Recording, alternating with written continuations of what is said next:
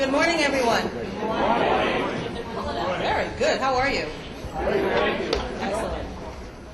Welcome to our second forum on the Economic Recovery and Reinvestment Act of 2009.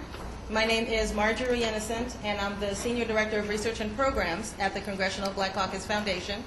How many of you are familiar with the foundation? Yeah, very, very good. Well, we are very, very happy to have you all here and that you were willing to take a chunk of your Saturday, Halloween day no less, to come here and hear this very important information. As you probably know, part of the mission of the foundation is to connect African Americans and others with the legislative process. And a lot of that, of course, involves actually helping people to connect with the legislative efforts that are being put out to help them and to help people to understand better what's actually happening on Capitol Hill. Part of this work, of course, also involves bringing into the discussions the Congressional Black Caucus members who serve you. And as a result, we are here in Baltimore today and are incredibly happy to have been able to work with Congressman Elijah Cummings and his staff to organize this event. This time around, we decided to focus, collectively, we decided to focus on the small business community. The first of these events that we had was in Miami back in July. And the small business community turned out really, really in great numbers for the event. And there were a lot of questions that they asked, information that they wanted, resources that they wanted to connect with, which said to us, you know, this is a really important subset of folks who are going to be benefiting or have the potential to benefit from the Stimulus Act and are really engaged in this conversation. And so this time around, we opted to focus this event on the small business community. So we hope that this information will be very useful to you. Please be engaged throughout the day. There are some very wonderful people and very important people who are here to provide you with information, and we really want you to really connect with them, and feel free to ask questions and to get a lot out of this day. To start us off, please welcome Dr. Elsie Scott, who is the President and CEO of the Foundation.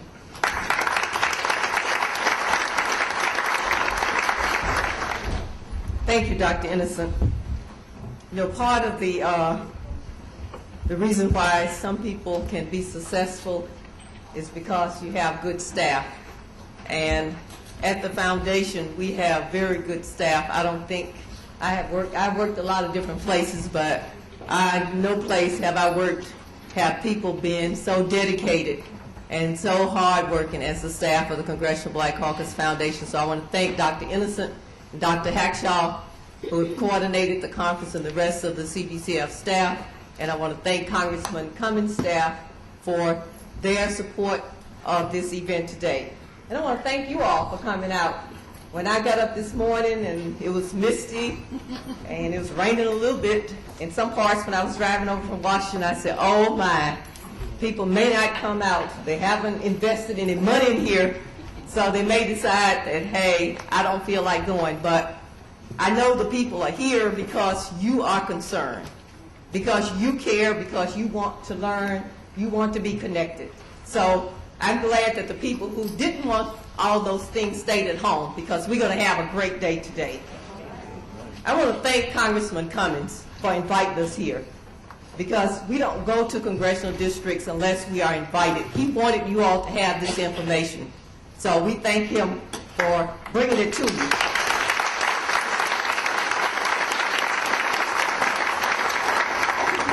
The Congressional Black Caucus Foundation is different from the Congressional Black Caucus. The Congressional Black Caucus is made up of the elected members of Congress who are African Americans. We are a nonprofit education and policy institute. We do a number of programs. Our mission requires us to work to develop the next generation of policy, African American policy leaders. And we do that through providing scholarships, fellowships, and internships to deserving young people from around the country. We also are engaged in informing public policy. We prepare policy papers, policy briefs, and we prepare forums such as this and other forums around the country. We do district level forums, and we also sponsor the annual legislative conference, to which some of you attended last month in Washington, D.C. We provide education around financial literacy, to historically black colleges, and now we're also going to community colleges through our SHOP program. We started off with the aim to put African American students in a home by the time they graduated from college. But as we went around the country, we found that many students' credits were so bad by the time they graduated from college that they couldn't think about buying a home. They could even think about getting an apartment. So we decided we had to change the focus to focus on financial literacy. So we're starting with the college students, and then we're moving into working with adults through our economic empowerment forums. A few years ago, we partnered with Citi to start bringing economic empowerment forums out to congressional districts. And after the Economic Recovery and Reinvestment Act was passed in Congress, we decided that we needed to do something to break down that act into some bite-sized pieces so that the African American community could understand what it's all about and what it means for you. And Dr. Hackshaw prepared a guidebook, and I think it's in your registration package, where she has gone through the whole act. Probably maybe one of the few people in this room that has gone through that act, and it should be a brownish book. Is it in there? Okay. No, that's not it. That's the one she's holding over here. It's a guidebook, and it gives you some of the basic provisions of the act that are known as the Stimulus Act. And you have that to take it home with you where you can peruse at your leisure. But we decided we had to do more than that. We produced that guidebook, we put it up on the website, we met with people around Washington, but we decided we had to do more. So that's how we started doing these economic recovery forums. And this is the second forum that we have done. We did the first one in Miami, Florida, a few months ago. And through these forums, we try to talk about what the act means for you. And Congressman Cummings thought it would be beneficial to talk about small businesses here in Baltimore. And it's exciting to be in Baltimore to talk about small business, because I think back to the late Perrin Mitchell, who held the seat before Mr. Cummings. He was known as the champion of small business for the Congressional Black Caucus. And so it's great to have his successor to continue that legend, to bring information to small businesses, to make certain that you understand how you can tap into the act and what it means to you. And so in order to do that, we reached out to President Obama's administration and asked them to provide us with people who could come here today to talk about the act. So we brought people from the Obama administration. We also recognized that a lot of the money was coming through your state. So we brought people from the state here to talk about what it means at the state level. And we also have local officials here who can talk with you about what it means and what they're getting, what they're not getting, et cetera, at the local level. So what we tried to do is bring the character, all the actors here. And it makes it easier, since we're right here in Baltimore, to get some people to come on their Saturday and spend Saturday with you. So we are very pleased, and we thank all of you for participating today. The morning we will focus on hearing from the administration, federal officials, local officials, and then the afternoon we'll focus specifically on small businesses. So I ask you to take advantage of the resources we provide today, and it will not do any good if you just sit here today and listen. It will only do some good if you connect with the people in the room. You connect with the people in the room. You exchange business cards. You engage the presenters, ask questions, that you follow up after you leave here today. You share the resources that you received here today with your friends, your business associates, etc., that you will stay informed. It was not enough to elect President Obama as president. It is not enough just to elect Congressman Cummings as a congressman. We have to become civic engaged. We have to show our support. They can't do what you want them to do unless they know what you want. You have to write letters. You have to attend meetings. The other side is doing a lot of things, and their voices are being heard. We want our voices to be heard in the discussion. So today we want you to leave here fired up and ready to go.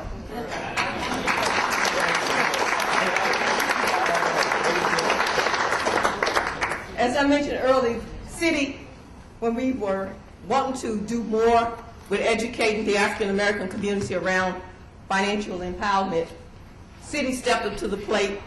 One of our board members, Eric Eve, who's the vice president, senior vice president at Citi, So we would like to partner with you, and we are pleased that when we decided to roll out these economic recovery forums, that Citi agreed to participate and partner with us continuously on these forums, and we will hear in a few minutes from the representative of Citi.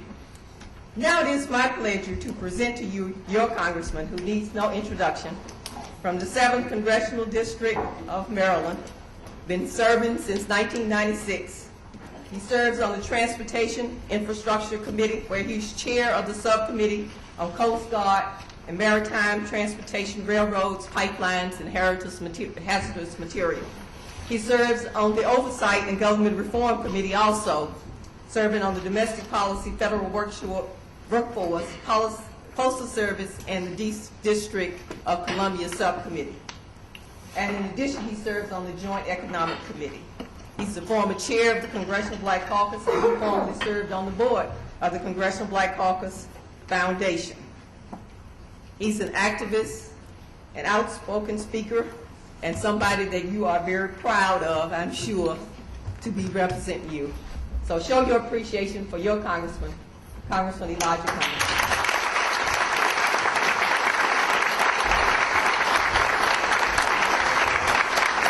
Good morning, everyone. Come on, we can do better than that. Good morning, everyone. Good morning.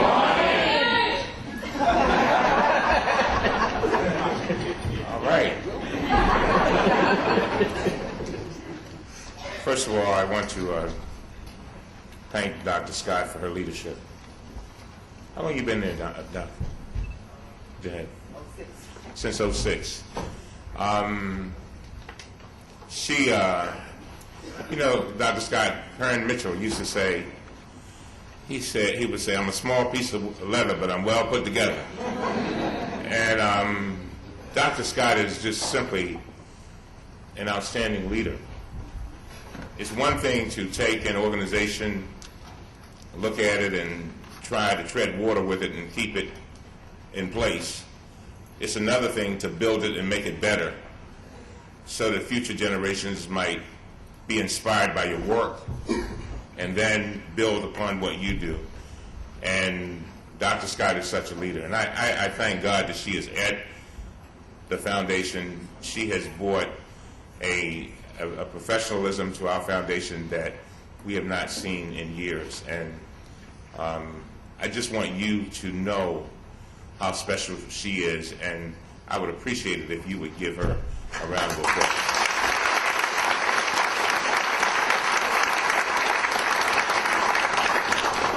These things do not happen by accident, and so therefore I want to take a moment to thank from the foundation Dr. Elena Hackshaw. Raise your hand, Doc. You know, as my father would say, make you feel good, make your heart glad when you see young people call them, and you're able to call them doctor. Yes. Hello. And then we have Chris Cobbs from the foundation. Thank you, Chris.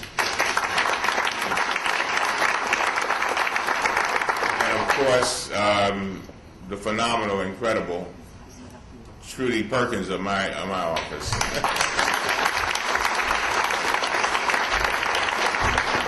The foundation, this is the foundation's project, and we were just very, very, very pleased to work with the foundation to make this happen. And I cannot thank the foundation enough for coming to Baltimore and all that you've done to make this happen.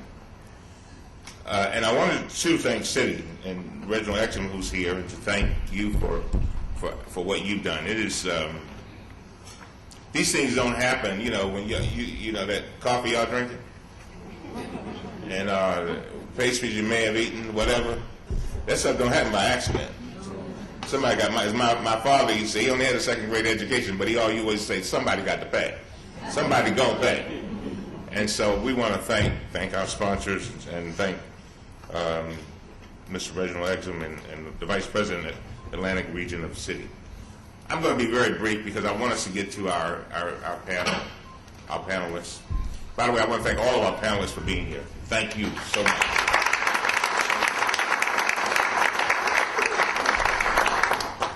I've told, many of you have heard me say this before, but having run a small business, I know what it feels like. I get it. I did it for 16 years, running a small law office. And I know what it feels like to waste your time. Hello? Hello? To come to events and waste your time. And that's what I enjoy and I love about Dr. Scott and her staff. We have put together an event that is a foundation where we are not wasting your time. As a matter of fact, I tried to condense this place and work with Dr. Scott's staff to condense it as much as we could because we know how y'all are.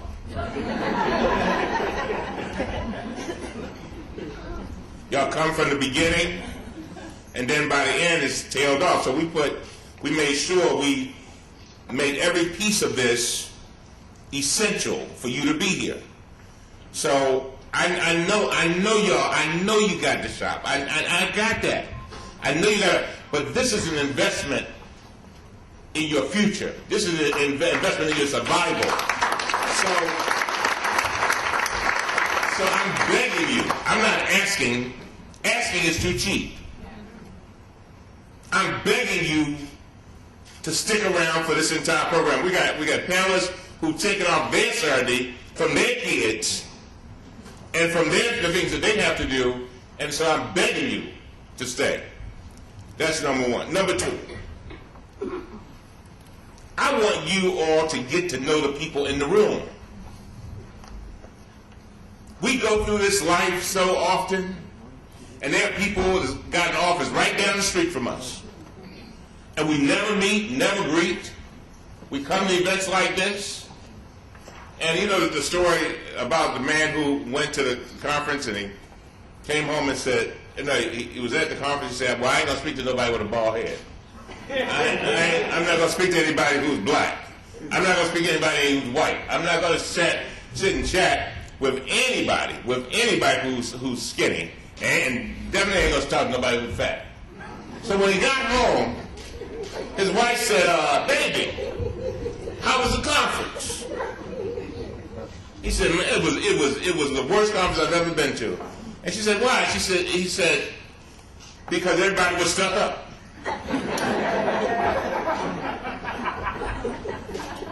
We have got to understand that we are all here for a reason. We are all here for a reason. Get to know the people. Let's just take a minute and look at the person that's sitting next to you. Look at him. And look to your left and look to your right. That's right. And I hope yeah, that's right. Go introduce yourself. Get some water. How y'all doing? Hey, how are you? Did y'all do it? And number two, if you got some business cards, don't be like them boys in their living color. Let's smack dab out of cards. Make sure you pass out your card. I'm serious about this. Vernon Jordan used to say that everything happens through relationships. Everything happens through relationships. When I'm gone off to Washington and Dr. Scott has gone back to D.C. and moving around the country doing all the things and the staff is gone, you all are still here. So get to know each other and work together. Finally, let me say this. I understand what you are going through. These are difficult times. And because of some greedy people and some dishonest people. See, I know because we do the investigations on the committee that I sit on. And some people who were trying to get something for nothing. And don't let nobody tell you just black people that do the causes. That's not true. Whole lot of folks had a lot to do with this. And it was dishonesty from the top of Wall Street to the bottom of Wall Street. And some local folk too. So we are now in an economic storm. It is a storm. You hear me? This is not just a storm. This is a hurricane. A tsunami, there you go. Yeah, see, and for the African American community, it is a tsunami. But can I tell you something? This storm will pass. That's not the question. This is the United States of America. The storm will pass. The question is, where will you be when the storm is over? That's the question. That's it. Will you be able to hold on and hold out? That's what this is all about. That's what the Recovery Act, the stimulus bill, is all about. And I beg you to read the book that Dr. Scott's staff prepared. You need to read that book, and you really need to listen to what these folks are going to say today. Because there are things in there that can affect, that probably will affect every person in this room, but you don't even know about it. My mother used to say there's nothing worse than a person who don't know what they don't know. Put that in your quotable quotes. I'm serious. So that, and the thing that hurts me so bad is that a lot of times we have, the information is at our fingertips. We don't get the information, then after the opportunity is gone, but what do? Back up. The information is at our fingertips, and we're running around complaining, oh, the government don't do this, the government don't do that. Because we don't know. Can I give you another one? Then what we do know, we don't act. We say that's too complicated. I don't want to do that. Where's my amen going?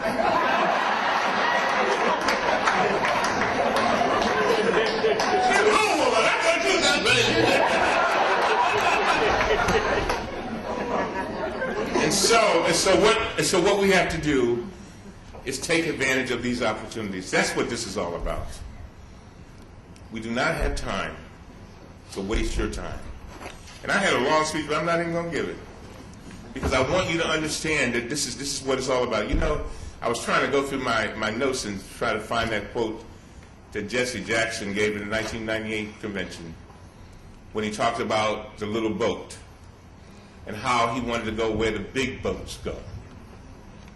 Where the big boats go. Sometimes I believe this. My daughter and I'll leave this with you. My daughter and I were leaving a funeral about a month or two ago, and a man that was like her godfather. She's 15, going on 30. And we knew that he was dying. And he died. And so we were talking, and she said, Daddy, she said, if you knew you were going to die,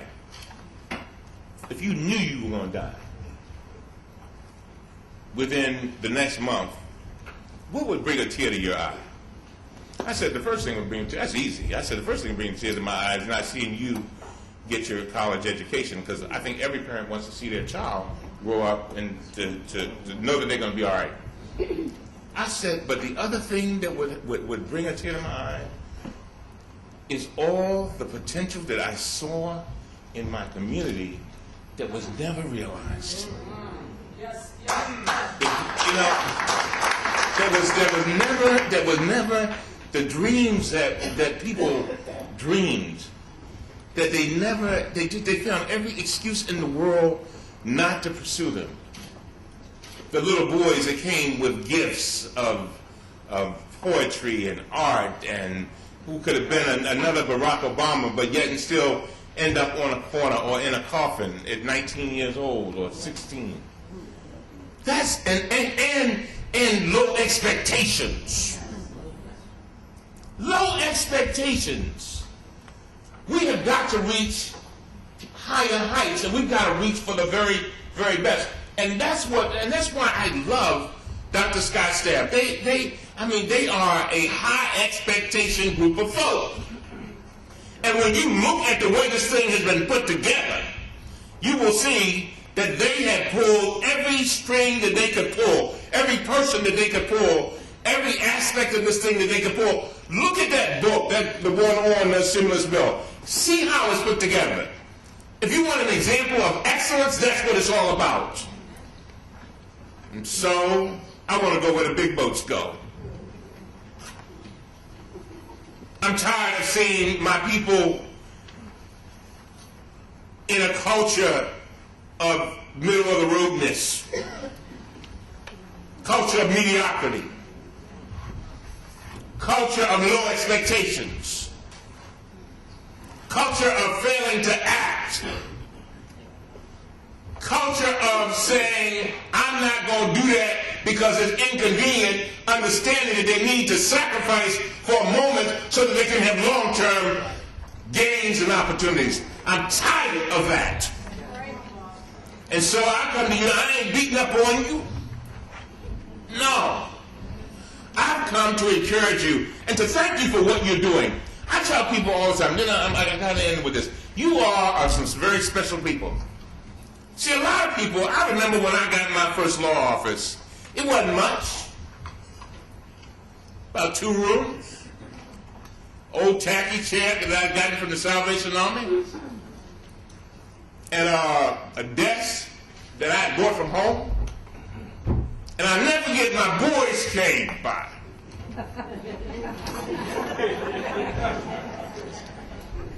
They came in the door. And one of my boys bust out laughing. He was on the floor laughing.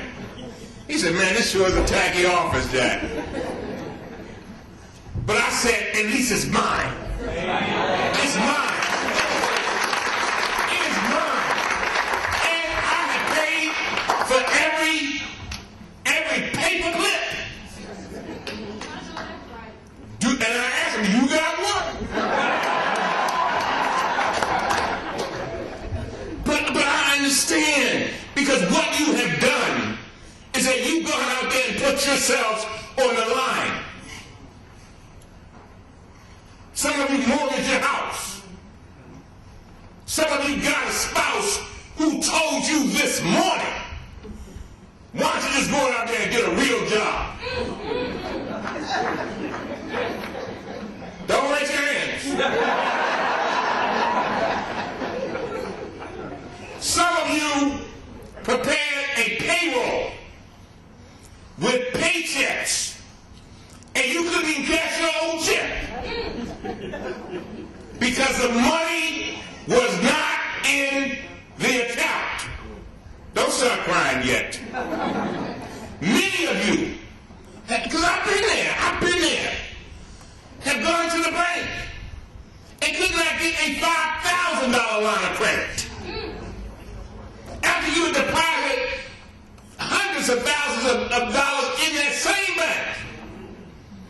Over and over, many of you have gone to things like this, looking for opportunity, and just walked away with tears almost in your eyes because you could not find. Many of you have cried a tear when you had to make the payroll on Friday, but were short of money on Thursday night,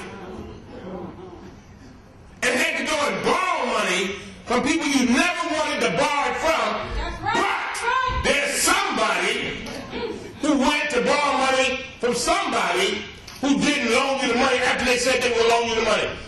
Hey, I've been there, done that. That's why you're so special. Because you put your life and your family's life on the line. And so that's why we're here today. So I want you to listen very carefully. I want you to work with the folk who are here, get to know the people in the room, establish relationships with each other, and try to figure out how there are many instances where y'all can do business together. Also, I tell people all the time, make sure you go and learn more about technology. My panelists just I'm just talking to my folks. I want them to understand this. Technology is very important. I'm begging you to get to know technology. Come on now. Don't be like me.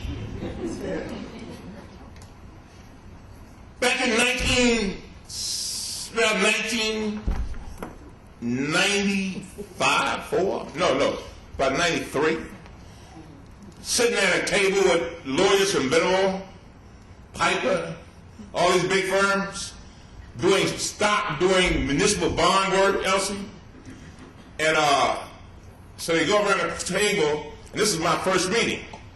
And they said, and I'm a municipal bond lawyer, and I'm feeling pretty good. And they said, all right, let's pass around fax numbers. So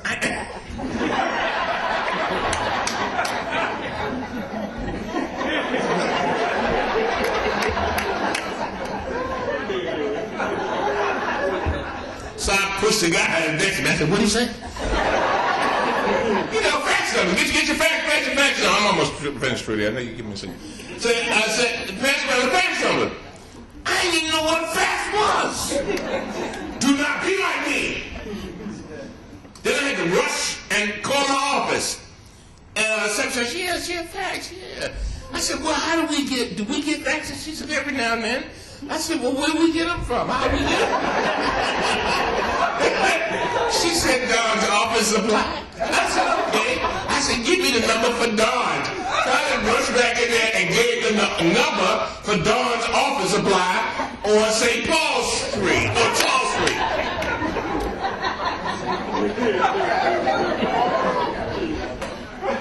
Don't be like me. But I'm serious, y'all, like some of y'all in that position right now. We can do better than that. And if Barack Obama, President Obama, has taught us anything, it is that we can be better. That we can reach our heights. So, have a great conference. I'm going to be in and out, but thank you very much. And thank you, Dr. Scott. Thank you so much.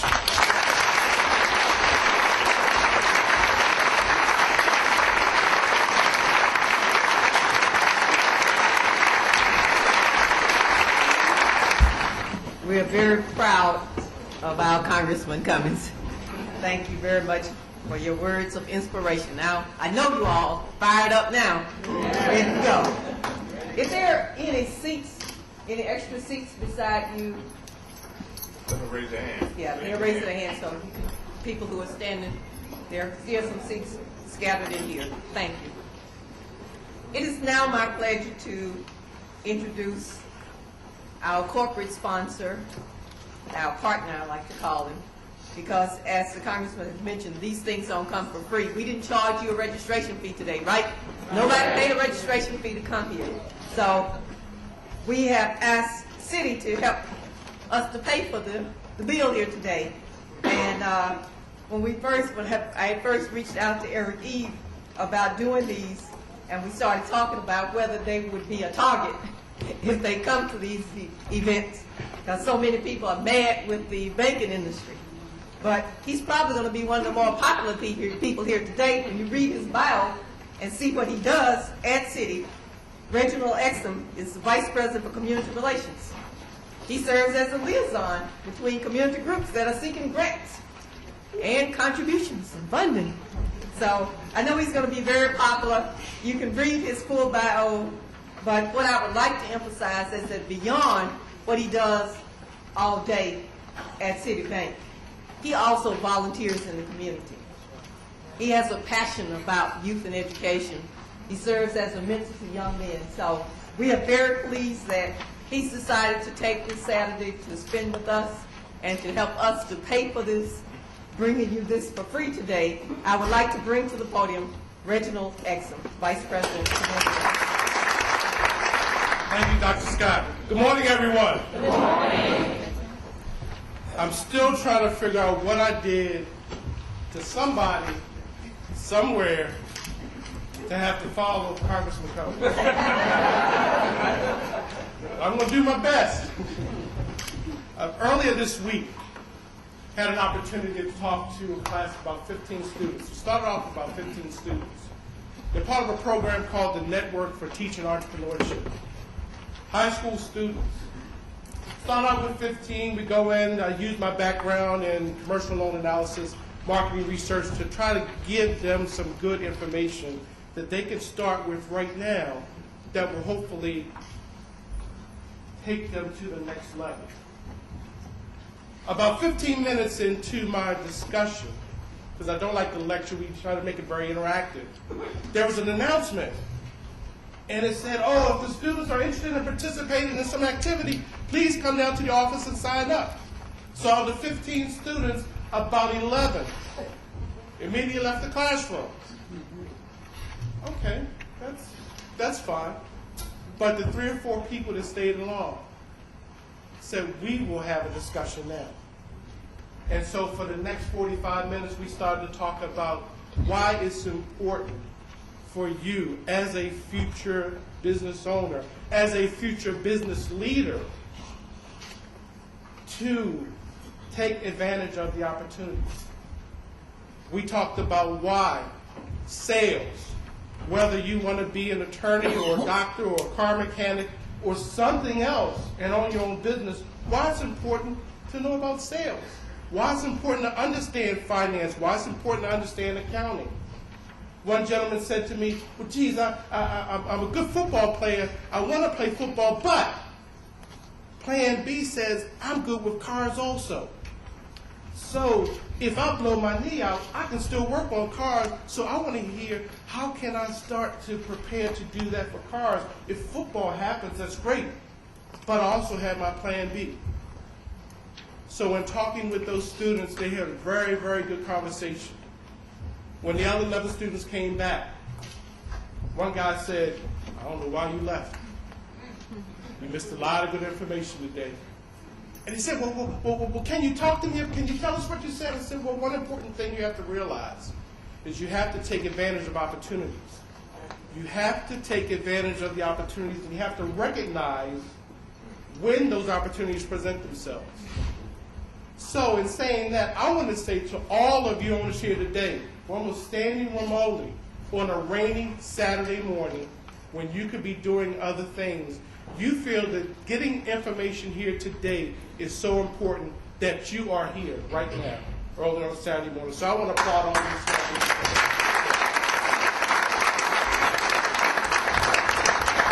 And I want to be brief because we want to get directly into some of the programs, but this is also very, very important for Citi as an organization. And as the Congressman alluded to, a lot of you pointed fingers at us. A lot of you pointed fingers at us and said, yeah, we're not doing this and we're not doing that. But we want to make sure, regardless of what people are saying, we're going to continue to be a part of the solution to what's happening in this economy today. Citi over the past year has given us $200 billion in credit commitments to consumers and business owners, many like yourself today. We've also had the privilege of working with a lot of congressional districts around the country, including with Congressman Cummings' staff, in helping prevent foreclosures. True, that's right. The recent report from the Treasury Department indicated the Citi was the top commercial bank in terms of working with homeowners to help them hold on to their house. But we also know that that's not enough, so we have to continue to do these types of things out in the community. Today's event is the second of 8.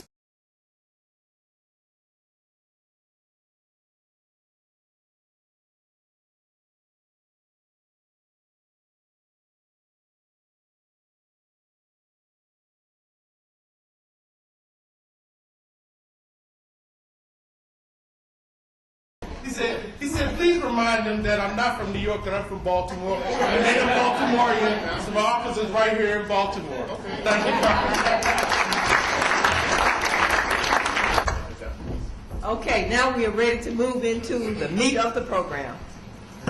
And it's now my pleasure to bring the moderator of the first panel, Melanie Campbell. I've had a chance to work closely with Melanie over the past year through the Black Women's Roundtable. And she's a very energetic, very hard-working, committed person. We spent election day together monitoring to make certain that our votes are being counted and people are being protected around the country. She is very much engaged in black voter participation, voting rights, coalition building, organizing, whatever you ask Melanie to do, she's always here for you. So when we ask her to moderate this panel, she agreed to come today, so she will be your moderator now. She will bring the rest of the panelists up.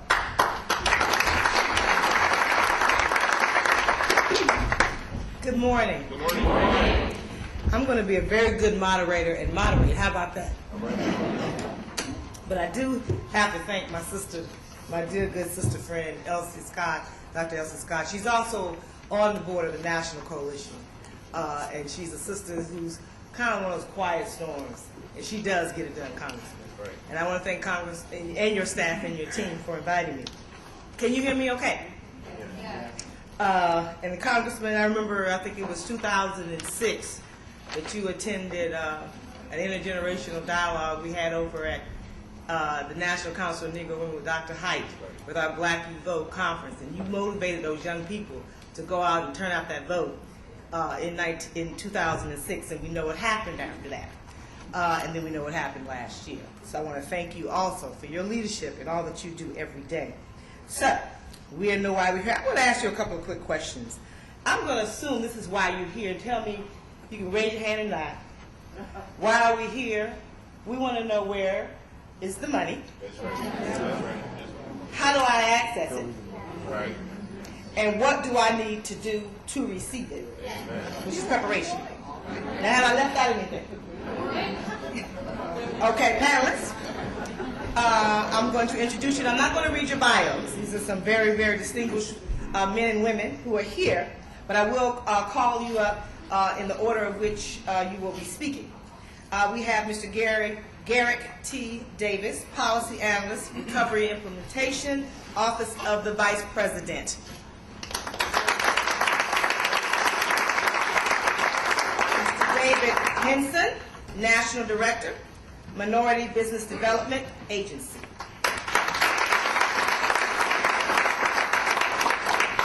Mr. Joseph G. If you all just come on up and just move down one, because I can't see the signs there. I think you just really move down. Okay. Joseph Gordon, Associate Administrator for Government Contracting and Business Development, U.S. Small Business Administration. And last but certainly not least, our sister Donna J. Gambrell is Director of the U.S. Department of the Treasury Community Development Financial Institutions CBFI Fund.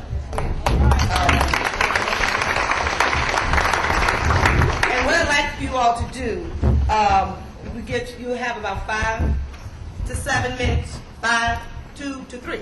Okay. 2 to 3 minutes. To introduce yourselves within your introduction. What I just mentioned, I think if I can have some moderator privilege, I think in your introduction, introduce the answer to the questions wherever relevancy that is. And in that, you would please describe what your agency does, its purpose, and its role. And then answer those 3 questions. Where's the money, if you have it? How do we access it? And what do you need to do to get it? Okay, so we have, I said, Garrett is first, and you all, if you want to come up here, I don't know, I guess I'll go, I can just, okay, I'll just be standing, I'm there with my class. Okay, go ahead. Good morning, everyone. Good morning. I'm Garrick Davis. I'm with the Recovery Implementation Office at the White House, and I got to tell you, I just personally want to thank each and every one of you for being here. I really, really, really admire disciplined people. And I can tell you when my alarm went off this morning in the pre-dawn darkness, and I said, this is Saturday, but I have somewhere to be, I know what that felt like. And it's Halloween. I'm sure you all have little people that are wondering where Mommy and Daddy and everyone is, because this is a special day for them, and you're here with us. So thank you all. And thank you especially to Congressman Cummings and the Black Caucus Foundation for having us here. Recovery Implementation Office at the White House. I'll tell you very briefly, we are the folks that try to get the money out the door, help the agencies, the respective agencies, Small Business Administration and others, get that money out to the communities. And then what's most important, especially in a venue like this, is we come out and tell the story as to how we're doing and the fact that the best is yet to come. And what do I mean by that? I had a couple of slides. If I can just show you just one that I want to use to illustrate the point. A significant amount of money that you all are interested in, what we call discretionary money, money that goes to communities, to small business owners, to folks that can compete for the money through grant applications and so on. A significant amount of that money is what's remaining in the Recovery Act. I'm going to show you one slide that will illustrate that point as I talk to it. I don't want to sink very deeply into budget talk now. I apologize for the folks on this side of the room that can't see these slides, but we can get, oh, okay, very well. Okay, I'm covered. All right. This slide just basically shows you that the recession that we're going through right now, I don't have to tell you, it's unlike anything that we've experienced in our lifetimes and arguably in American history. You can take a look at the 1990 recession, the 1981 recession, the 2001. We are just reaching the bottom of this recession. We had our first GDP growth quarter in over 2 years. Was announced just this week. This is the longest, the deepest recession that we've seen in our lifetime. And the 3 R's of the Recovery Act is, one, to rescue folks that are out there hurting, people most profoundly affected by the economic downturn. How do we do that? We did that through Medicare payments to states. We did that through Social Security payments to individuals at $250 each. We did that through tax breaks with folks getting just a little bit more money in their weekly payroll checks that they may or may not have noticed, but those are the things that we did initially. When you take a look at these big numbers of money, big dollar amounts that have gone out in the Recovery Act, it went to things like this, the rescue side of the equation. After that, the next one that I want to talk about is recovery. Okay? That's really where we are right now. Helping small business owners, for example, with the funds that they need to put people back to work. It's no secret that the bigger corporations, the new business model is that they're going to be a little bit slower in buying new computers and bringing people on and putting them at desks and paying out benefits for new bodies. If they expect that, they might have economic uncertainty in front of them. But the small business owner, you all don't have that type of time. You have a tight business cycle to make or break yourselves with respect to your businesses, and you need to have funds in order to do that. So the new recovery is going to be driven by folks just like yourselves. So that's the recovery side of things. And then reinvestment going forward. That's some of the longer term infrastructure sorts of investments in healthcare and IT, smart grid technology, high-speed rail, some of those things that you constantly hear about. So what I really want to show you here is that to date, $291 billion has gone out through obligations in the Recovery Act. Sounds like a lot of money, and it is. I don't have $291 billion on me at any given moment in time, but what I can tell you is this.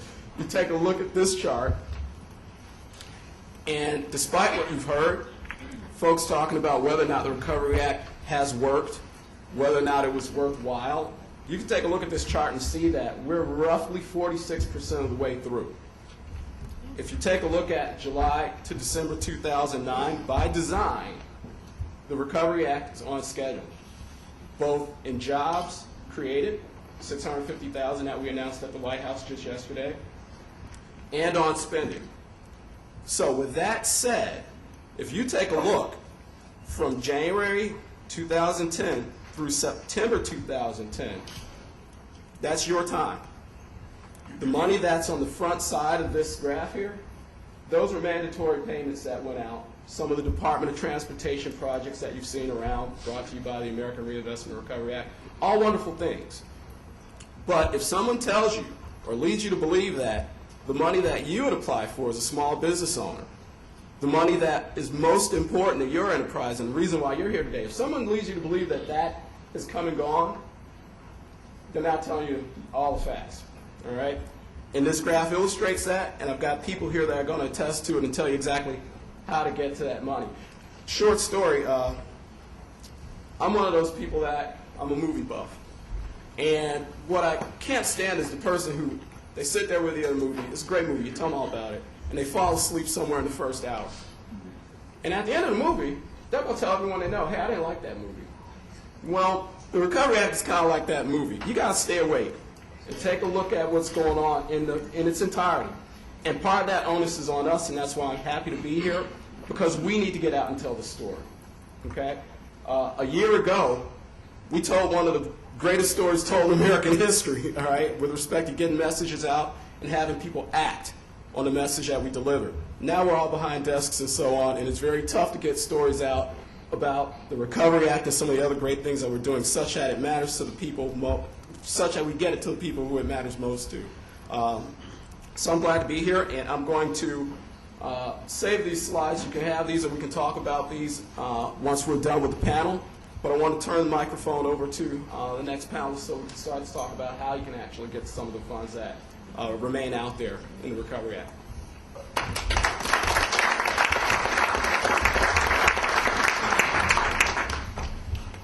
Okay, David. Thank you so much. Thank you, everyone, for coming today. Thank you, Congressman, for hosting this event. I bring you greetings from Secretary of Commerce Gary Locke and Deputy Secretary Dennis Hightower. I cannot tell you how delighted we are to have an opportunity to work with you. As National Director of the Minority Business Development Agency, what we do, our agency is tasked as the only agency in the federal government to promote the growth and competitiveness of minority businesses nationwide. We work with businesses of all sizes, and so one key point I always like to make is that minority business is not small business, it's business of all size. And in that respect, there's economic opportunity. In that respect, there's economic opportunity through the Recovery Act for businesses of all sizes. We run 46 centers around the country, and let me tell you some of the things we do. We focus on business consulting, procurement matching, private equity and venture capital funding, bonding assistance and loan packaging, and market promotion and relationship development. The best use of our agency is really to build the types of relationships you need as business owners to execute your business model. And so I cannot underscore enough, if there's one relationship you want to build, that is a relationship with the Minority Business Development Agency. Now, we don't have an office in Baltimore, but what I want to do is I want to give you the phone numbers of the offices that are closer to D.C. and in Northern Virginia that you can access. It may sound like it, for some people, it may sound like it's far away. It's worth the trip. We are a very high-touch agency, so it's very important that you engage us. So let me give you these numbers. In our Washington, D.C. Metro MBEC, the number there is 202-671-1552. The people there you want to speak to are Mary Middleton and Owen Jackson. That's the closest one to Baltimore. Okay, again, the number is 202-671-1552.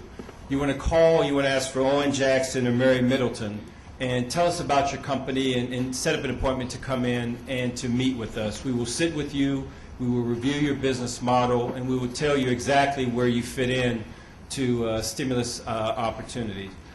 The Minority Business Development Agency around June of last year was tasked by the Vice President, the Department of Commerce was tasked by the Vice President to partner with the Small Business Administration to make sure that small businesses, minority businesses, veteran-owned businesses gain their fair and equitable share of access to economic stimulus contracts. We've been working in partnership with the SBA since then, and it has been a wonderful, wonderful partnership, and Joe will talk more about that later. The key point is that we are tasked, most of the economic stimulus money is on the state level, and so it's important that you engage your state procurement people, your state governments and build those relationships, because that's where the bulk of the money is. What we're doing on the state level, we've actually allocated money to a number of our centers to put boots on the ground to help companies like yours actually build the relationships with the state procurement people. The Secretary of Commerce has sent out letters to all the governors, and as well as we have sent out letters to the procurement people to try to engage them on your behalf. And so again, I want to emphasize it's important to go to the center and meet our folks so we can actually try to walk you in. It's at this juncture, the relationships really do matter, and we can help you structure your program to make sure you have the best chance of gaining access to contracts. The other thing we're doing is we're actually tracking. And a lot of people want to know, where's the money, where's the money? We're tracking the money. And so what we've done is we've built a technology capability that allows us to track money on the federal level and on the state level. And we're now actually through our first run of those numbers. I won't provide information on that because we're actually scrubbing our numbers right now. But what you can rest assured is that there are minority firms that are getting contracts from the economic stimulus program, and we're making sure that you'll understand exactly who those companies are and the amount of contracts that they've been able to obtain. The President has often talked about transparency, and I think what you'll find is that this will be the most transparent process that will probably go down in the history of government. We are doing everything we can to ensure that minority firms gain their fair and equitable share. We are tracking those numbers, and we'll be reporting those numbers to the Vice President, to the President, and from the White House, they'll be coming out to you. And so I want to just... Before you walk away, when? About what the timing of When will the numbers be coming out? We'll probably have some numbers, our first set of numbers, probably within a month. And there are 6 different sets of numbers that we're building. And so we'll be rolling them out as we go. Okay. And so I just want to close, because I know you're going to ask questions, but I want to close by saying that, you know, there's no substitute for relationships, and there's no substitute for engaging the Minority Business Development Agency. We are here. We have business development personnel who are skilled in helping you execute your business model. So please engage us, work with us, let us work with you, so we can get some of these contracts in your hand. Thank you.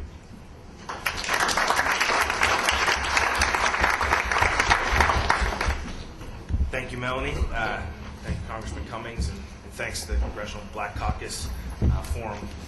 I'm Joe Jordan. I'm the Associate Administrator for Government Contracting and Business Development at the Small Business Administration. And I'm sure many of you are saying the same thing that my mom said when I told her I was appointed to this post, which is, that's wonderful. What does that mean? So the 8A program, the Hub Zone program, these are small business contracting and business development programs you may know about. The Office of Size Standards, so when people say, what is a small business? There's one place in the government that determines that. The Small Business Innovation Research Program, and then our government contracting function overall, which is working to ensure that small businesses get at least 23% of all federal contracts, as well as their specific goals and targets for women-owned small businesses, small disadvantaged businesses, service-disabled veteran-owned small businesses, and businesses located in a hub zone. All of that rolls up under me. So I personally am intensely focused on making sure that the Recovery Act contracts get in the hands of small businesses and disadvantaged socioeconomic groups. As an agency, we've got a few missions, though. And the first one I wanted to talk about, because it's really important as it relates to the Recovery Act, is around access to capital and credit. Many of you may know that through the stimulus, we raised the guarantee in our 7A loan program to 90%, and we also reduced the fees in both the 7A and 504 loan programs.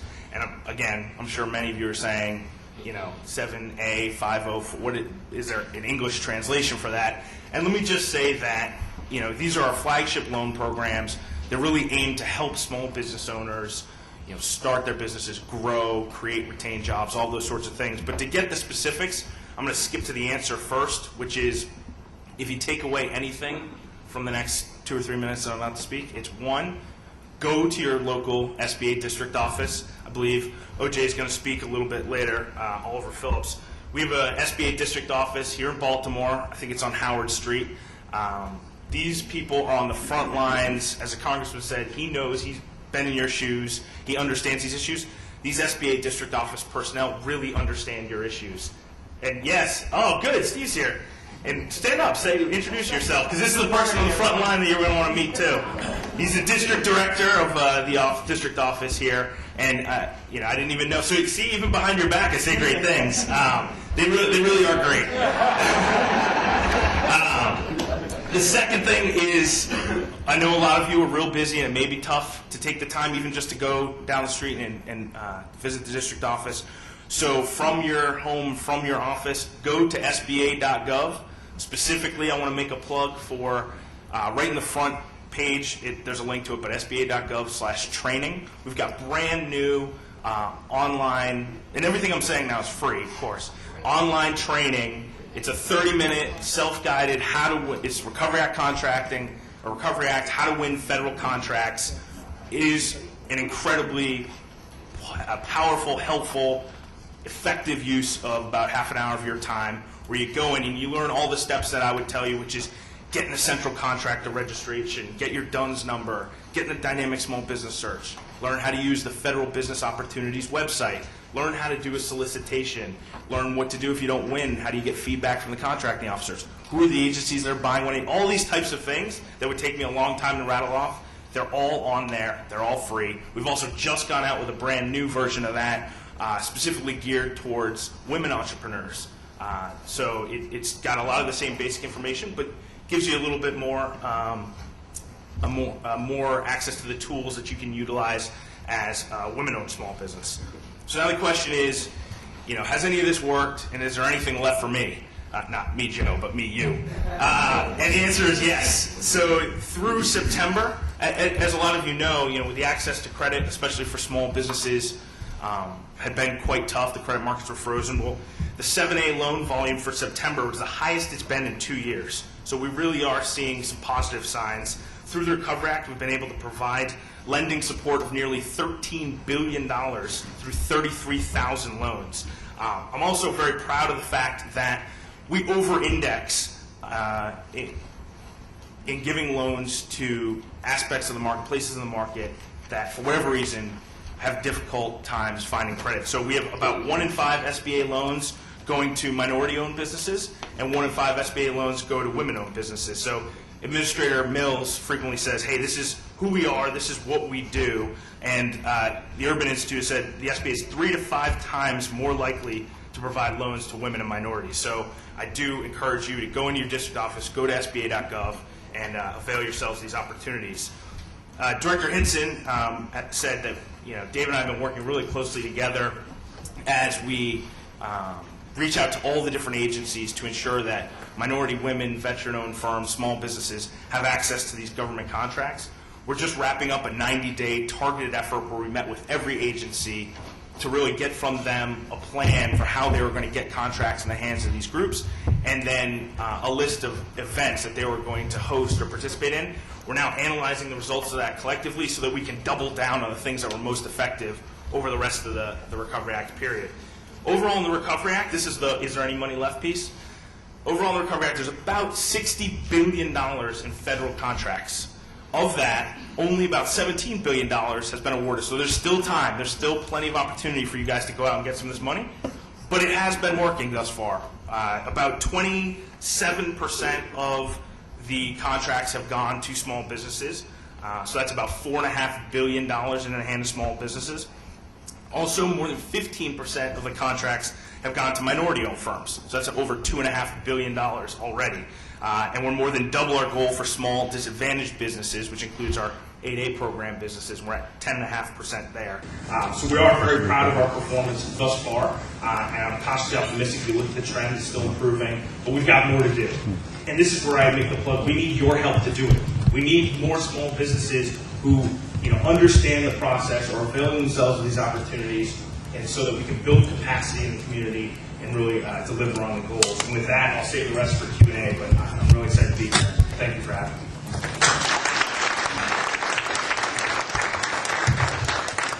Thank you. Good morning. My name is Donna Gambrell. I am the director of the Community Development Financial Institutions Fund. It is a mouthful, typically known as the CBFI Fund within the Department of Treasury. And I'm a little different from some of the other panelists on the panel today because of what my organization does. We are a 15-year-old agency within the Department of Treasury, and we don't let out contracts. What we do is look at holistically what's going on in the community in terms of housing, small business financing, education, healthcare facilities, And then we fund organizations that come to us with business proposals that say, this is how we can holistically revitalize our neighborhoods, revitalize our communities. And so a piece of that is small business financing, which I'll talk about today. But keep in mind that for us, we're looking at the picture within that community as well. And so our money is spread out among a number of different sectors, which means it's not, unfortunately, always concentrated in small business financing. But I think when you look at what we do, you see time and time again what organizations are doing within the community to help revitalize communities. So what do I mean by community development financial institutions? What are they? Typically, what they are very small banks, community development credit unions, loan funds, venture capital funds, micro enterprises. Within the CDFI fund, we have over 800 certified CDFIs. These are organizations that have come to us and said, because of the mission of our work, and our primary mission is to serve underserved communities. 60% of what we do is directed to low-income communities. We want to be certified by the Department of Treasury so that when funding programs are open, we can come to the Department of Treasury and say, we have an application, we have a business proposal that we think will assist our community. We take those applications, and we have a number of application rounds. We take those applications, review them, score them, rank them, and then announce the awards 4 times throughout the year. I had the pleasure of being in Chicago yesterday with Congressman Danny Davis, Mayor Richard Daley, of course Secretary Tim Geithner, and others as we announced our New Markets Tax Credit program, our announcement there. It was $5 billion of New Markets Tax Credits that will go out across the country. $1.5 billion of that was new Recovery Act dollars. So let me just, again, briefly and I'll go very quickly, and I apologize because I know I only have a few minutes, but in our program we have 4 what we call signature programs. It's a financial assistance and technical assistance program. Those are typically grants. Under the Recovery Act, we received $100 million for financial assistance and technical assistance grants. And again, that money goes to organizations that say, this is what we want to do within our community, including small business financing. We have a Bank Enterprise Award Act. These go to financial institutions, banks, small banks, that say, this is what we have done in our community, and because we have done a good job in low-income communities, we provide funding for those banks. In this last round of our Bank Enterprise Awards, nearly 50% of the recipients of those rewards were minority-owned institutions, including those right here in the D.C. metropolitan area. Harbor Bank, if you know Joe Haskins, who's the president of Harbor Bank, received an award. Citi First Bank, Dorothy Bridges, who's the president in Washington, D.C., a bank in Washington, D.C. as well. The third program that we have is our Native Initiative. That is for Native Americans, Alaskan Natives, Hawaiian Natives, specifically directed toward distressed areas that are populated by those sectors of the population. And then our fourth is the New Markets Tax Credit Award, and that is, again, oftentimes billions of tax credits that are directed to private and public investments in communities that are distressed. And organizations use New Markets tax credits for a variety of reasons. They use it for commercial real estate, they use it for healthcare facilities, they use it for, as I said, for educational opportunities, and a whole host of needs within the community. And so under the Recovery Act, we had, as I said, $1.5 billion announced yesterday, but we also had an additional $1.5 billion announced a couple of months ago for a total of $3 billion of New Markets tax credits under the Recovery Act. How is that money being used? Again, I came recently from a charter school in Los Angeles. Without the New Markets tax credit, 100 additional students would not have been able to attend that school. And so with the New Markets tax credit recovery funds, the organization was able to rehabilitate and expand a school that allowed children who would not have had that opportunity within, quite honestly, one of the severest in terms of poverty, severest districts within the Los Angeles community to attend that school and really begin a road that will give them, I think, great hope, great opportunity, and great advantages going forward, just because of the way the school is structured, the teachers that are devoted to them, and the curriculum that they will be following throughout. So you see that there's, again, a lot of opportunity in both the Recovery Act for new markets tax credits as well as for our grants programs. We have pushed all of that money out to those organizations. We got it out in record time. We were told that we needed to make sure that we did it efficiently and quickly, and we did. And so the money is in those organizations' hands. It doesn't go through the state. It doesn't go through a city. It goes directly to the organizations. So if you want to know what organizations have already received Recovery Act dollars, I'm going to give you our website. It's www.cdfifund.gov. And on that website, you will have a list of every organization within the CDFI fund that has received funding from us, either under our regular appropriations or under the Recovery Act. Something else that website will tell you. It'll tell you organizations that are looking for organizations or other business type opportunities. So an organization will say, well, I've received X number of dollars in tax credit allocations, and I'm looking for some small businesses, or I'm looking for affordable housing projects. That will also give you that information on our website. Lastly, I just want to say that a few weeks ago, President Obama in Landover, Maryland, made an announcement that talked about what Joe has already spoken about in terms of greater flexibility under the SBA program. But as part of that announcement, he also said that it was time to really turn the administration's attention to small banks, small communities that are really suffering in this economic crisis, the ones that have been hardest hit. As part of that announcement under the SBA proposal, he has also proposed this, that there will be, as part of the TARP funding, winding down of money that is provided to the big banks. President Obama said they've gotten the money.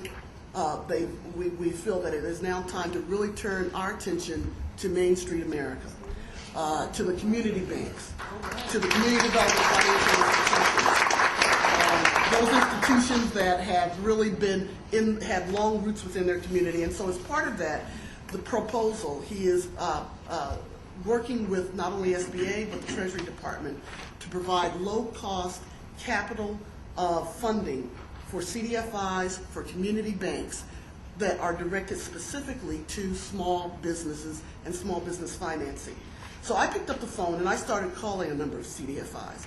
And I said, when this money is provided to you, do you have shovel-ready projects? Are there small businesses that have already come to you and said, I've got a small business that needs financing. I'm trying to start up a business. I'm just barely hanging on to my business. Yes, I could use that funding. And time again, those community development financial institutions said, yes, Donna, we've got shovel-ready projects ready to go. So what I would ask for you all to do is to stay tuned, to look for the additional details that will be coming out about both of these programs, because there will be details about not only how community and CDFIs, community banks and CDFIs can access that funding, but then how those banks will be reaching out to you as well. Thank you.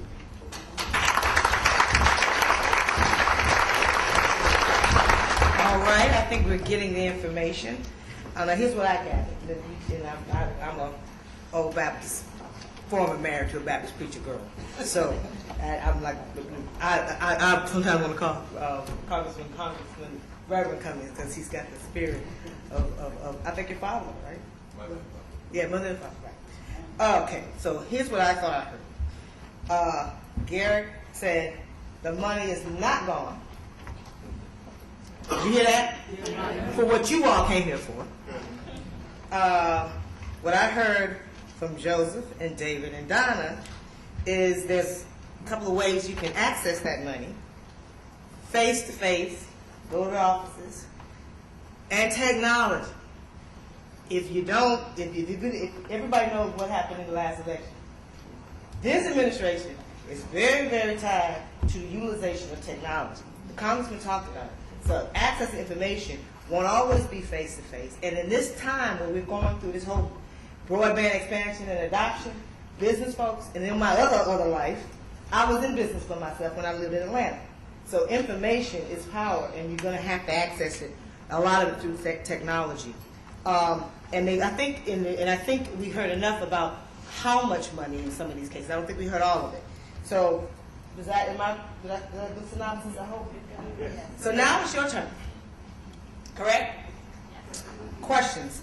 I'm a virtual business owner, and I wanted to ask questions on the home-based virtual side, because there's not a lot of information for a virtual person or a person who owns a home-based business compared to other types of small businesses. So is there any information or resources that we can go to that deal with the home-based business and virtual assistants? And virtual assistants is for example, I work from my home for someone that might be across the town or may be in another city or state. Do you have any information on the virtual? Say from the SBA perspective, there are a couple things. One, our Office of Entrepreneurial Development. I see Jack hiding in the back there. Jack Banquet, another SBA representative. We have a number of different training courses. We also, one of the things about the SBA is we've got about 2,300, 2,400 employees, but we've got an incredible bone structure throughout the country of resource partners that we work with. The Service Corps, retired executives, small business development centers, et cetera, that brings it up closer to 14,000 touch points, physical touch points, and they do have certain trainings. We understand that a large percentage of the small business population is self-employed or home-based businesses, and so there is a number of training programs and things around that, as well as if you go to our website, you'll see some stuff on there focused around. Basically, I was talking about financially, because when I go to search for money for home-based, there's really no resources for home-based business to get started or to get equipment, things of that nature. That's what I'm basically going to comment. Yeah. I was referring to. Is there an office that deals with just home-based business? Not just home-based businesses, at least at the SBA, but they're small businesses, so you should certainly go into our district office and talk about the credit programs that might be applicable. I would also add to your comment by saying, the Minority Business Development Agency really focuses on two things. That's getting contracts for companies and getting financings. And so, for example, last year we did $2.5 billion in contracts and financings for minority firms nationwide. And so I think the real key consideration is not so much the business you're in, but what your business model is. And is your business model structured such that you can grow your business and create jobs? And if so, then you'll find that we are a good vehicle to help you find the financing that you need. But it's all subject to your business model. Hello, my name is Joanda Strickland Lucas, and I've been recently working with several small businesses who are contractors, and working with them to get their 8A certification and HubZone certifications. What we're running into after they get to a certain point in the process is a bonding issue. Many times those bonds are entirely too expensive for the small business owners to be able to access that. And I wanted to find out what is being done for those particular situations. The other thing I also wanted to know, with the contractors getting bids, with the government contracts, there are smaller counties that are not giving the bids to minority contractors. And what kind of tracking or information comes back to you about that type of information? So in terms of the first part, just quickly disaggregating, the HubZone and the 8A programs are both SBA certification programs that I would encourage all of you to look into and see if they might be applicable to your business. Also a quick plug, for the 8A program, which has been around for about 40 years, we just came out this week in the Federal Register, published for public comment, a set of regulatory revisions to the program that are aimed to clarify the existing regulations, implement some new statutory changes, et cetera. And I sincerely ask all of you, especially the current 8A participants, to look through those and let us know via your comments which changes you think are most beneficial, which ones you may have concerns about, because we're very sincere about being transparent and accountable. We want to make sure those work. In terms of the bonding that then goes to delivering on the contracts, through the Recovery Act, the bonding limits were increased from $2 million to $5 million. We've seen a positive response to that. It's certainly something that the SBA and the Department of Commerce work on quite a bit. If you have specific companies that are having specific problems, again, I'd recommend going or calling your district office to work out what those are. But if you have larger just policy issues or things like that, that you're seeing a broad kind of problem, I definitely want to hear about that, because I want to take that back as well. Yeah, I would say that the bonding issue is just a huge issue.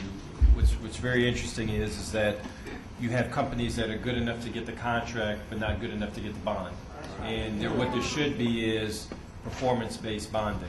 And that's where we're trying to go at the Commerce Department and the Minority Business Development Agency. So we're looking at this issue very closely. In fact, just last week I was on a call with a large investment firm to talk about creating some unique ways or some new ways to deal with this bonding issue. So we're working on it. We're very well aware of it. Minority firms are losing hundreds of millions of dollars of contracts because, again, they're good enough to do the work, they're not good enough to get the financing, and we're going to change that.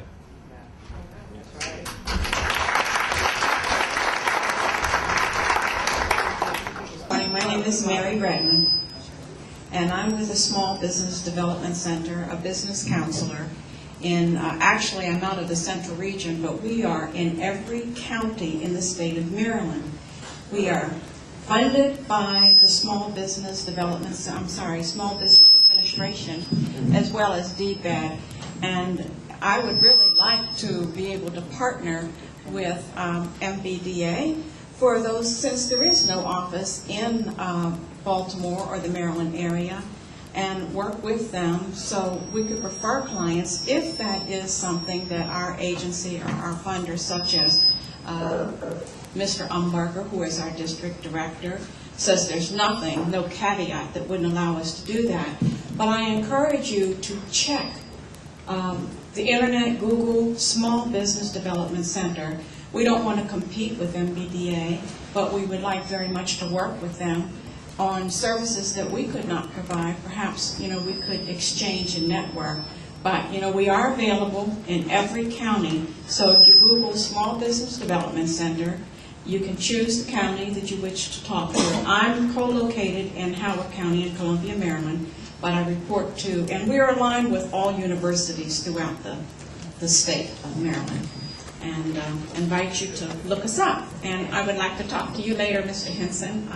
I'd be delighted. I can contact you after this event. All right, thank you. And our next session, I know we're going to get down to more very much state and local. So just keep that in mind. But questions? Good morning, everyone. I have a question for Ms. Gabriel. And this question is regarding what's happening in the Washington, D.C. area with how funding is being allocated to miracle hands and the mismanagement of funds and so forth.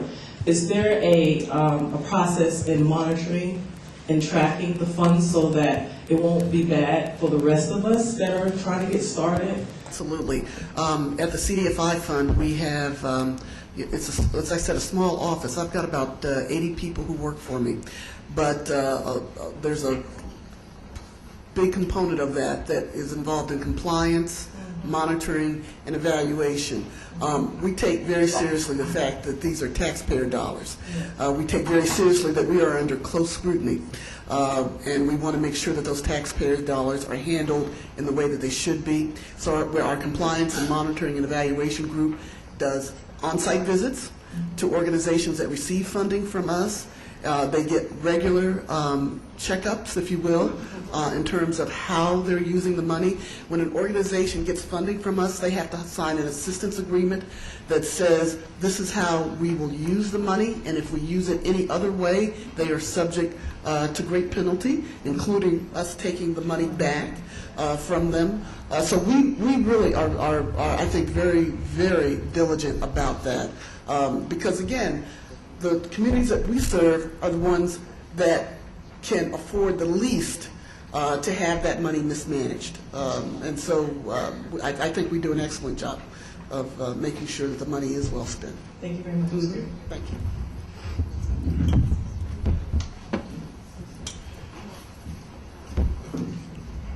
Good morning and thank you. My name is Wanda Young and my organization is Keep a Kid Smiling. I'm interested in knowing two things. One, how small a business is eligible to receive funding, and is it just for profits or is it for profits and for nonprofits? In terms of the size of businesses that are considered small, it's always shocking to me how complicated an answer I have to give to that question. What's a small business? I should be able to just give a quick answer. It's a really long answer, but I'm going to make it as quick as possible. If you're in, the general rule of thumb is if you're in manufacturing industries, it's usually a number of employees based size standard. The anchor standard or the common benchmark is 500 or fewer employees in a manufacturing business, and you're considered small. For a services-based business, it's generally a revenue-based size standard, and it can be anywhere from $2 million up to, I believe, $37 million. But it's all based on what industry you're in, so you need to know what your NAICS code is. Now, to your question of do we do nonprofits? No. Nonprofits are considered other than small, because it's not small or large businesses, it's small businesses or other than small. And well, I don't know if there are different funding opportunities, at least on the contracting side. If you are a nonprofit, you're considered an other than small business. Okay, thank you. You didn't really, the question that I had for the first question is, if you have like 5 employees, are you eligible for, or is it like if you're doing like only 200,000 or 50,000, are you eligible for, or does it have to be? It's fewer than, so it depends on your industry. If you told me your NAICS code, it would be fewer than X dollars or fewer than Y employees. And again, typically it's fewer than 500 employees if you make things, if you're in manufacturing. If you're in services, like IT services, construction, it's typically revenue. So it would be less than whatever the dollar threshold is, call it $7 million is the anchor standard. So in your example, depending on the industry, yes, you would likely be a small business if you are a for-profit entity. I just want to add a little bit of color to that. Also keep in mind, there are a lot of grants out here as well. The Department of Energy has over $3 billion of grants that haven't been placed in the market for alternative energy projects. If you have ideas, if you have a team of people that have those skill sets, don't overlook the opportunity that exists with federal grants. $3 billion is a lot of money. Grants.gov. And you can go to, yes, thanks, Joe. And you can go to grants.gov and see what grants are available to you through the economic stimulus process. So by all means, keep an eye on the grant area as well. Okay, here's what we're going to do. We have 5 minutes. So we're going to ask people to ask your questions. Everybody ask one question. Don't do 2 parts and get the questions out.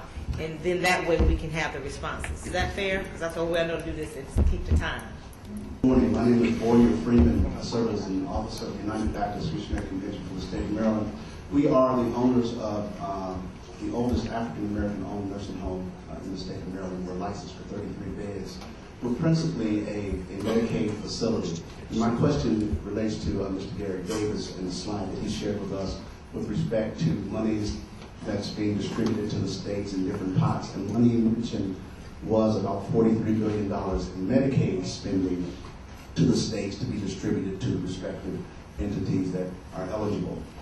We have about $75,000 in Medicaid eligibility outstanding that we're waiting for. Now, while that money is being distributed to the states, the challenge is getting that money now to the businesses that do the work for the state. What are our steps to ensure that that money that the federal government is sending to the state of Maryland gets to the providers? Would that be a next session question? Yeah, there's someone who can answer that question in the next session. Well, I was just going on the fact that he just mentioned $43 billion coming from the feds to the state. I know. I'm just trying to work it best I can here. Okay. Barnett, I'm the owner of Urban Solar Solutions. It's a business here in Prince George's County here in Maryland.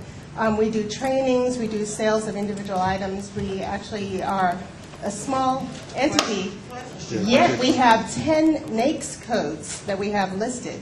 The NAICS codes haven't really kept up with the alternative energy area, and I'm wondering if you all have any advice on how to register ourselves in as concise a manner as possible so that we do have access to the many opportunities that are popping up in the green area. So answer that as soon as we get the answer. Be ready. And get ready for the next two questions. My name is Evie Washington, and I'm a manufacturer of Evie's Adaptive Clothing for people with physical disabilities. My question is, the 8A program and the counseling to be prepared for getting the stimulus fund, how would I go about doing that? I know that there is a need, especially for our men and women returning from the war, to read and Bethesda neighborhood and other places. Okay. All right. Hold your question now. I'm going to ask that. If I'm going to moderate, I'm going to moderate. So, question, then answers. Hi, my name is Marjorie, and I'm with the Small Business Donation Consulting. There's a lot being talked about workforce development. I was just wondering, is there any money available for that, and how do you go about finding that? I'm sorry, money for what? Workforce. Workforce. Good afternoon. My name is Plus B. Jones, Sr. I'm the president of Maryland Minority Contractors Association, also president of P&J Contracting. We've been in business for 30 years. We're a service-disabled veteran. We're a hub zone. We're a graduate of the 8A program. A lot of my members in the association, they've tried to get the loan. I know it's a $35,000 loan. And there's ARC loan? Huh? The ARC loan? The ARC loan. And also the 7A loan. The ARC loan, I've been told by members of the association, and also a good friend of mine in North Carolina, that they went to the bank, he had about a $2 million contract, they wanted to get the ARC loan, and even to the larger banks, Bank of America, all of them, they got the stimulus money. And he said that they told him that even if they gave him the loan for $35,000, that he could not get the money. The only way they give him a loan is that he had a loan with them, they'll take that $35,000 and pay their loan down. So basically, all of the banks are refusing to take the guarantee for the $35,000. And also, I think the banks are really not taking SBA guarantees. And the other question was access to. Okay, I hope you all, whatever answers that you have, and there are a couple people who said they could answer questions like workforce issues in the next session. Let me just Okay, so very quickly, NAICS codes for alternative energy. This falls into the fact that the SBA is currently undergoing a comprehensive size standards review, where we're looking industry by industry and reevaluating the size standards. We just, again, last week as well, came out with regulations for public comment, one of which is the methodology through which we'll be evaluating the different industries. Please look through that and say, hey, this won't really fix the issue I just raised, or yes, this will be very helpful. Tactically, an immediate step is which NAICS code best fits your primary source of revenue, and that's your primary NAICS code, and you can have multiple, you can have secondary NAICS codes. 8A program, how to locate contracts. First of all, great that you're in the 8A program. I think that's fantastic. So what you need to do is go to fbo.gov, Federal Business Opportunities, search by your NAICS code. I couldn't, your mic cut off for just a second as you were describing the service that you provide to the men and women returning. But if you think about, hey, which agencies are likely to be procuring those services, you can look, and it will have both Recovery Act contracts and just the regular fiscal year spending there, and you can search, and then you'll apply. And many of them will be small business set-asides, or there'll be 8A contracts. Because you're 8A, you can also go and meet with these contracting officers and perhaps engage in a sole source contract situation. So I encourage you that. Lastly, I'm going to skip workforce development. ARC loans. There's a $35,000 America's Recovery Capital.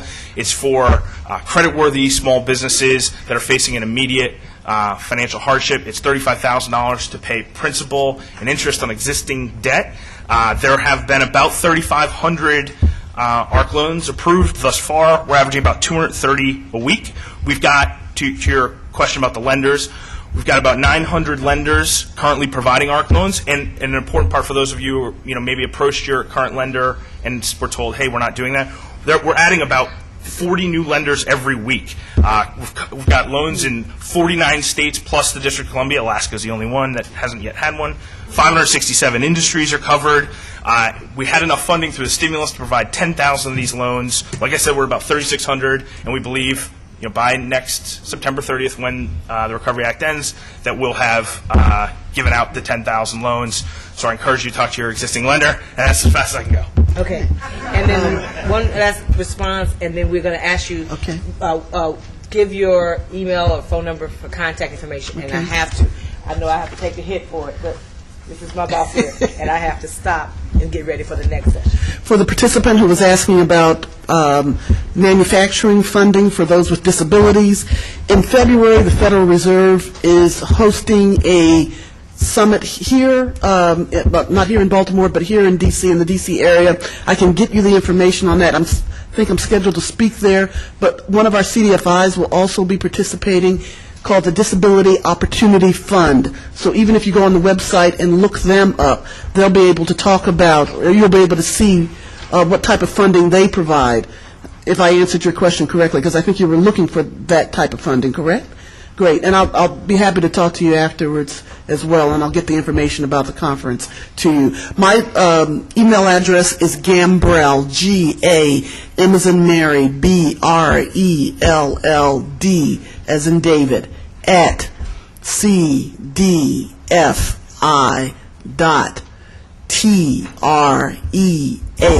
as in Sam, .gov. Good, just do one more time for me. One more time? Okay. Okay. Gambrell, D, G-A-M-B-R-E-L-L-D, that's all one word, at cdfi dot treas as in Sam, .gov. Okay. And for me, it's Joseph, J-O-S-E-P-H .Jordan, J-O-R-D-A-N, at sba.gov. Joseph.Jordan at sba.gov. Although, given that we've got several distinguished members of the local district office who will be in person to answer a lot of your questions, I would encourage you to go to them as well, since they'll be the most familiar with all of the market conditions here in the Baltimore area. But that was my real email, and I'd be happy to help you however I can. Yeah, I would like to introduce you to Steve Boykin, who's out of office. Steve, please stand. Steve is a person you want to contact. So, Steve, why don't you? It's S Boykin, B-O-Y-K-I-N at mbda.gov. S Boykin at mbda.gov. And I'm D-H-I-N-S-O-N, D Henson at mbda.gov. D-H-I-N-S-O-N at mbda.gov.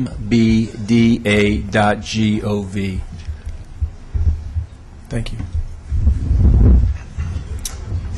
All right, and lastly, I definitely encourage you all to take my email address, because the Vice President wants to know not just what's working, but what's not working.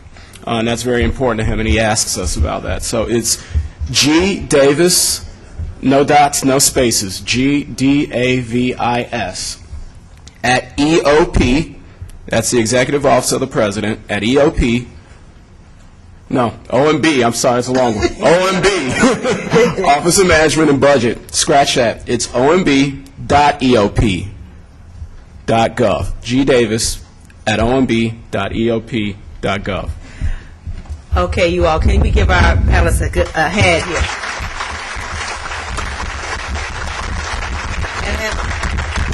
And we want to make sure that in order to be eligible for a government contract, you must be registered at Central Contract Registry. And you can get that information at MBDA's website. And that's www.m as in Mary, B as in Bravo, D a.gov. And if you haven't looked at your agenda, the second half of the day will get you some more information on what just was discussed, as well as what was about to be discussed in this next session. So you have your lunch break, and from 12:30 to 2 o'clock, you have your breakout session, small business opportunities, federal and state funded projects. Second one, preparing to start your small business. So you do have an opportunity with the rest of the day to continue to engage on the things that I know we were not able to do, but I think it was a great way to start off the morning. What about you? Okay. Okay, and we're not going to take a break, so as the folks are coming up, that is your break. Take it. Going to the next. Thank you all again.